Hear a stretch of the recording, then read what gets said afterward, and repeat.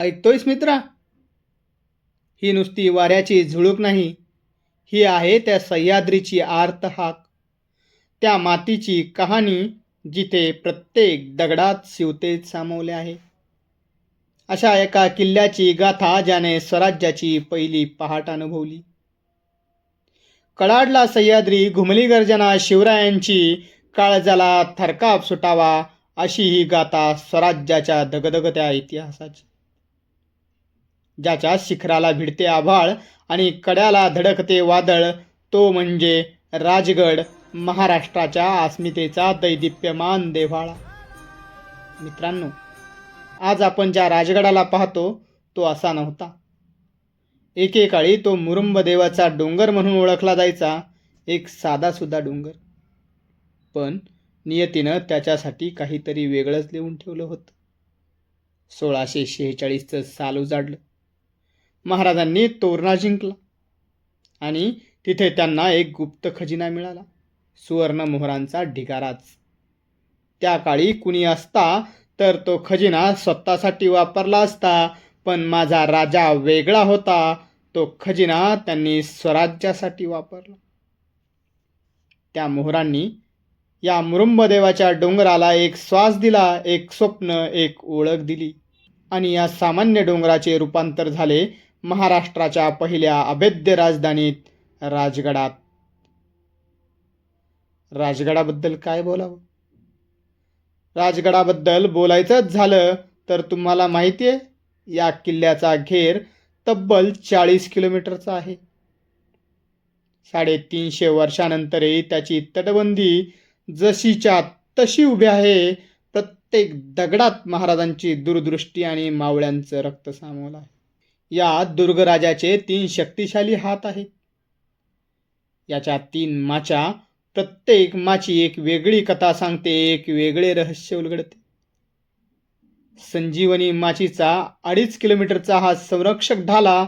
इथे आहेत चिलखती बुरुज, म्हणजे शत्रूने एक बुरुज बाळला तरी दुसरा तयार. हे तंत्रज्ञान जगातील फार कमी किल्ल्यांवर पाहायला मिळते. विचार करा, महाराजांची दूरदृष्टी किती महान होती. सुवळ्या माचीकडून पूर्वेकडे पाहिलं की सूर्योदय होतो. त्या नेढ्यातून दिसणारा सूर्योदय अंगावर रोमांच उभा करतो, जणू काही निसर्ग स्वतः स्वराज्याला अभिवादन करतोय. ही आहे ती पद्मावती माची.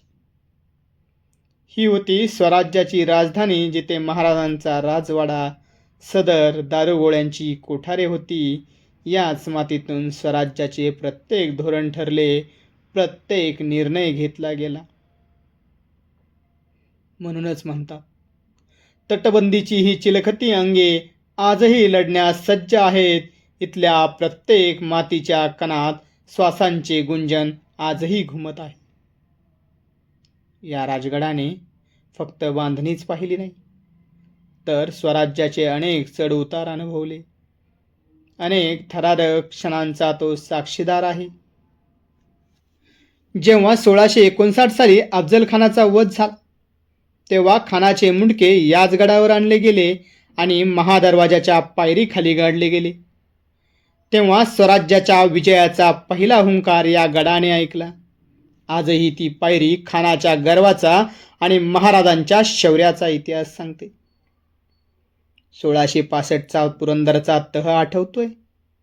मिर्झा राजे जयसिंगासोबत जेव्हा 23 किल्ले मुघलांना द्यावे लागले, तेव्हा महाराजांनी एक गोष्ट आपल्याजवळ ठेवली, तो आपला राजगड. हा फक्त एक किल्ला नव्हता, तर ते महाराजांच्या अस्मितेचे प्रतीक होते. इतिहास साक्ष आहे, स्वराज्यावर आलेलं प्रत्येक संकट राजगडाच्या वाड्याने अनुभवले.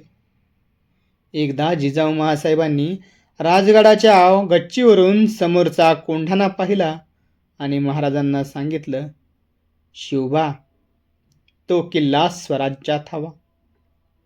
मग काय, मग राजगडाच्या याच मातीतून एक वीर उभा राहिला, तानाजी मालुसरे. आधी लगीन कोंढाण्याचं, मग माझ्या रायबाचं. ही सिंहगर्जना राजगडाच्या याच दरबारात घुमली होती.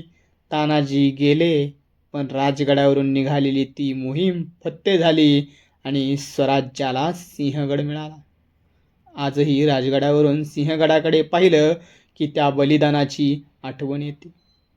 1646 मध्ये औरंगजेबाच्या तावडीतून सुटून वेषांतर करून महाराज जेव्हा राजगडावर परतले, तेव्हा संपूर्ण गडावर साखरेचे वाटप झाले होते. तो आनंद, ती कृतज्ञता आजही गडाच्या वाऱ्यात घुमते. याच गडावर 1659 साली महाराजांच्या प्रिय पत्नी महाराणी सईबाईंचे निधन झाले. आजही त्यांची समाधी पाहिली की महाराजांच्या वैयक्तिक दुःखाची जाणीव होते. हा किल्ला फक्त शौर्याचा नाही, तर प्रेमाचा आणि त्यागाचाही साक्षीदार आहे. आणि हा आहे बालेकिल्ला, राजगडाचं हृदय.